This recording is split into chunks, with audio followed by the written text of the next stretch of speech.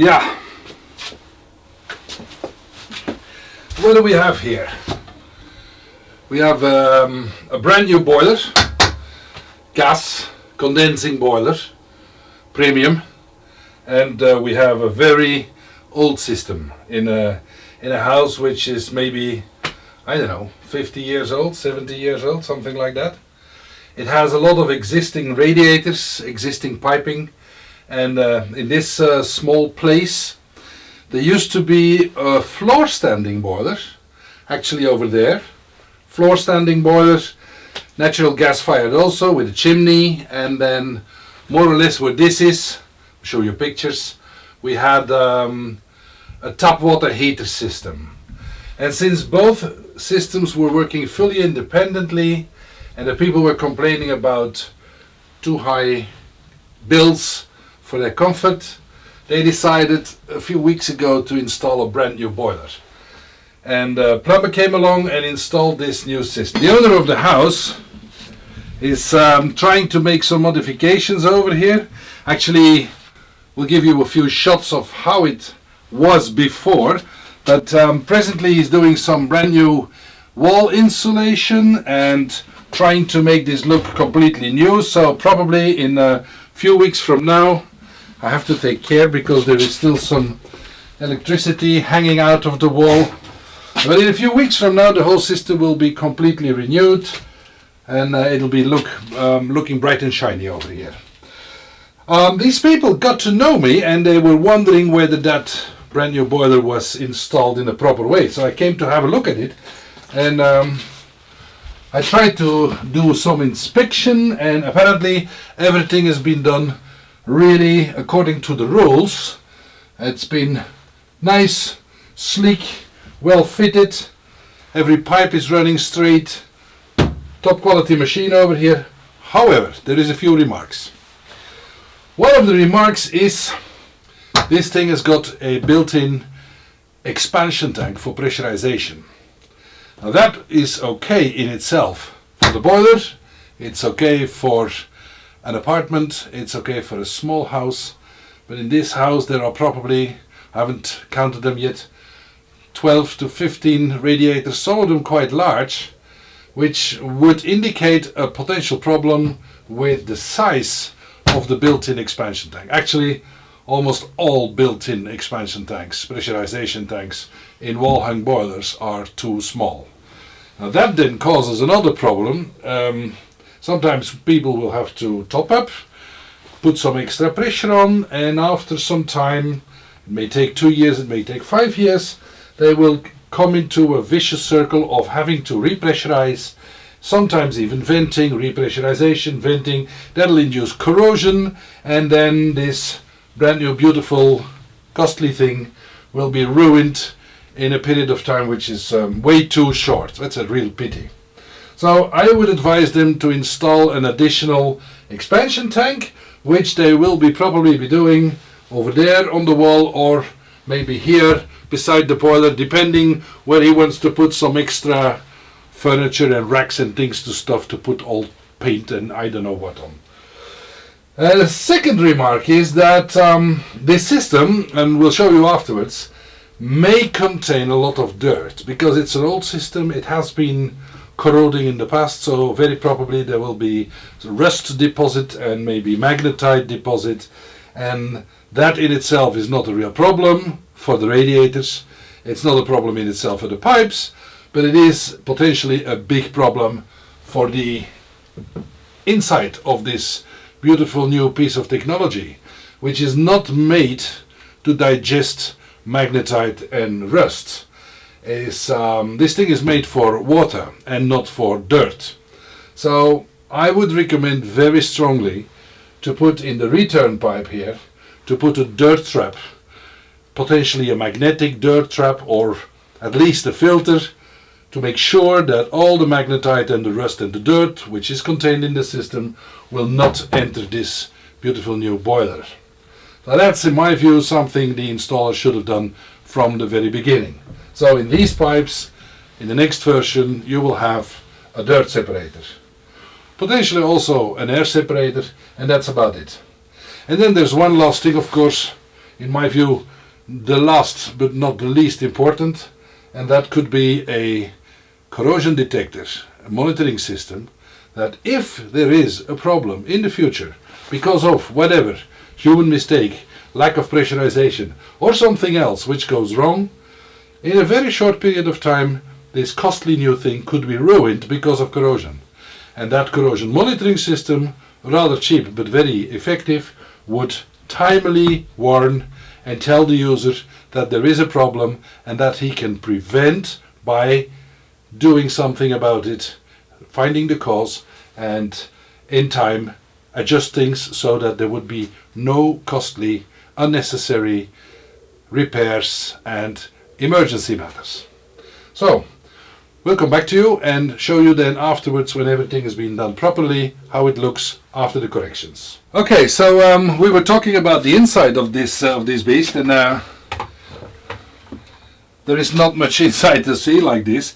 That's very sleek, very modern. So we'll have to open this thing. Voila. So here we can already see interesting things. This is the built-in sealed expansion tank with its refill valve. We have a fan, and we have a combustion chamber here, and we have some piping, and back in there is the heat exchanger for the tap water heating, and then you've got a whole spaghetti of small pipes, and of course in here plenty of electronics. Very modern, very sleek, very well engineered, good design, however sensitive. There is small bore, small valves, and if you compare that to the old thing which has been standing here with such pipes and a big pump and a big expansion tank, mind you, hang on, I'll show you something.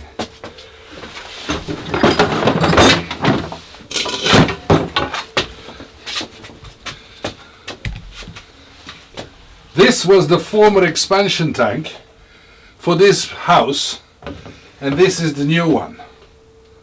I think it's easy to understand that there is a difference. So the inside of the beast has got, of course, some electronics. Now here is expansion tank pressurization system, which is to be compared with the old big one, with a very small bore connection there underneath. We have a flue gas fan here, and the flue gas is a ventilator, a fan.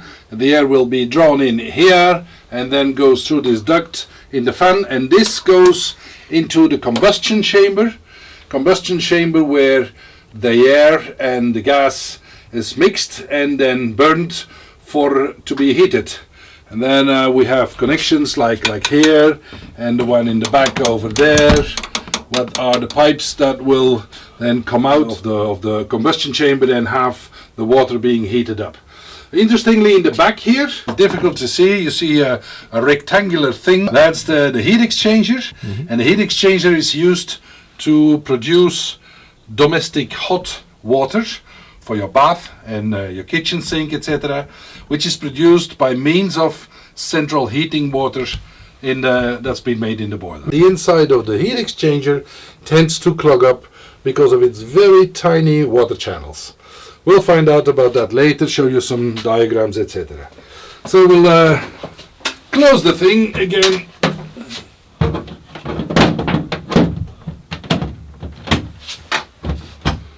Okay, so we have here the brand new connection to the new boiler, and this should be the old pipe.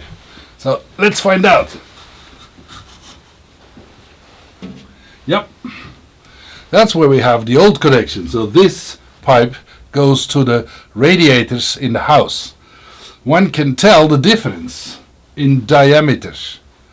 Obviously, this will mean that the speed in that pipe will be at least 5 times higher than the speed in that pipe.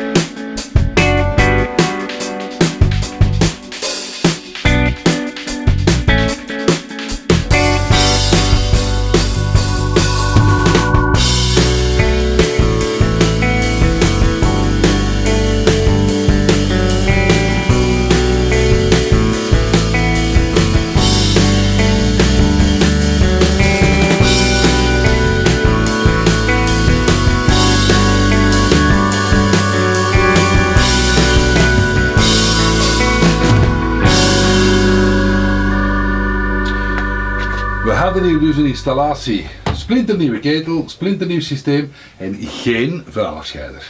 Nu is er een vuilafscheider tussen gezet en we hebben aan de eigenaar van de installatie verteld dat hij in deze speciaal daarvoor voorziene fles moest aftappen, kraantje open, water in de fles, observeren wat eruit kwam. Als daar veel vuil uit kwam, vrij snel opnieuw. En opnieuw en opnieuw.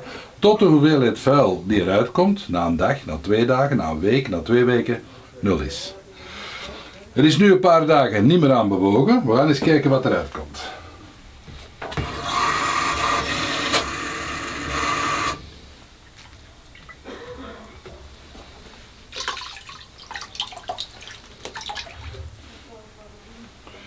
Vrij helder water.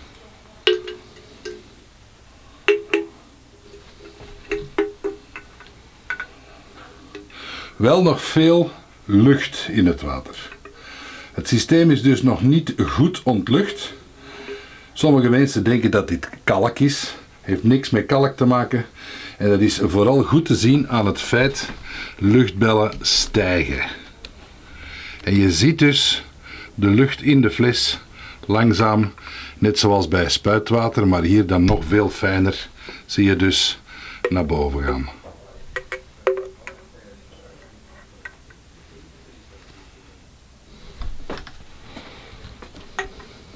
Klaar, dus eigenlijk geen vuil.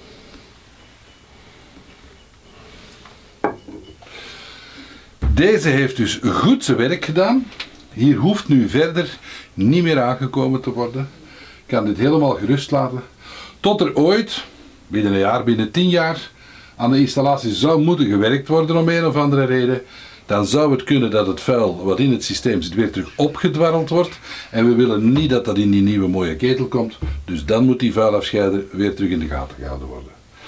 En in deze emmer zien we hoeveel vuil over de afgelopen weken verzameld geweest is. Dit vuil zou anders in die mooie nieuwe ketel terechtgekomen zijn. Ik ga een keer roeren.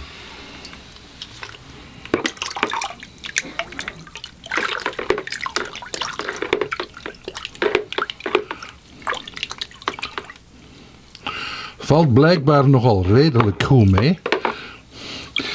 We zullen eens zien hoeveel dat echt is.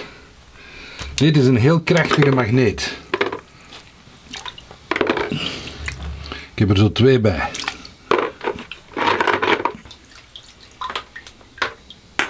Voilà. Ik ga dat nu even terug afvegen.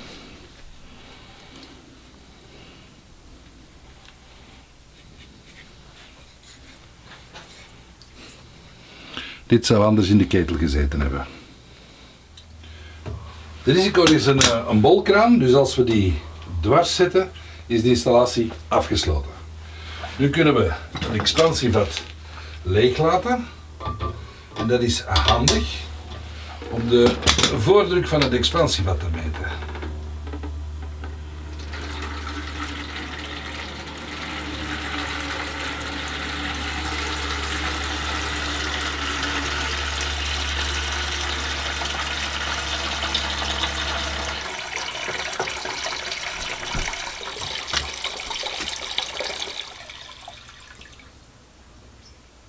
Op het ogenblik dat het water gestopt is, betekent dat dat het expansievat helemaal leeggekomen is.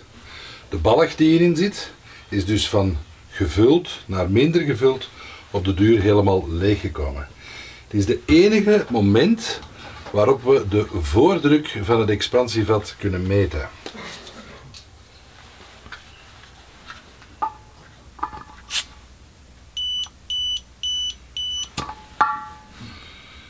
De voordruk van het vat is dus 0,9 bar.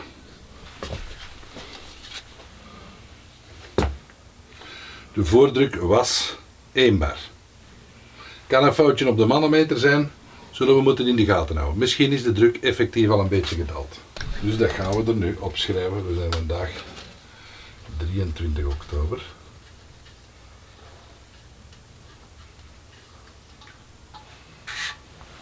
Klaar.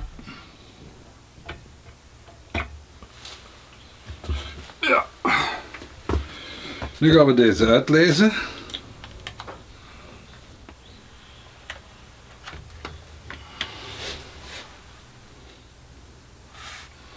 Voilà. Deze Risicor in deze installatie is opgestart op 13 oktober. En dan is hij beginnen meten, data beginnen verzamelen. En hij heeft na heel korte tijd, na 1 dag, vastgesteld dat er een massieve corrosie in dit systeem was. Zeer snel beginnen stijgen tot op een totaal onaanvaardbare corrosiesnelheid van meer dan 300 micron per jaar. Maar in het begin is de hoeveelheid data die hij verzameld heeft onvoldoende om een relevante uitspraak over te doen. En daarom is de lijn ook gestippeld. Na een goede week stelt hij vast dat de corrosiesnelheid aan het verminderen is. En op het ogenblik dat de blauwe gestippelde lijn overgaat in een volle lijn, weten we dat we juist aan het meten zijn. We zien dan dat de blauwe streep overgaat in een rode. De rode streep betekent er is te veel corrosie, maar de rode streep gaat zeer snel naar beneden en vanaf 17 oktober, ongeveer dus 2 à 3 dagen na de opstart, is de corrosie nagenoeg 0 en blijft dan helemaal 0 tot hier. Prima, top, heeft zijn werk gedaan, installatie is vrij van corrosie. Er is dus een vrij intense corrosie geweest in het begin, vlak na opstarten van dit systeem. Die is echter heel snel gedaald op een paar dagen tijd. En op dit ogenblik is de corrosie dus nu al een 6 tot 7 dagen volledig 0. En dit hier is de type van de Risicor die in het water zit en die dus de meting doet.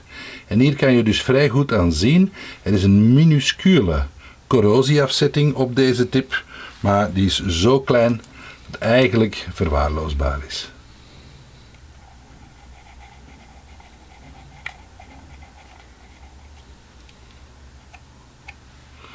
Eigenlijk bijna nog nieuw.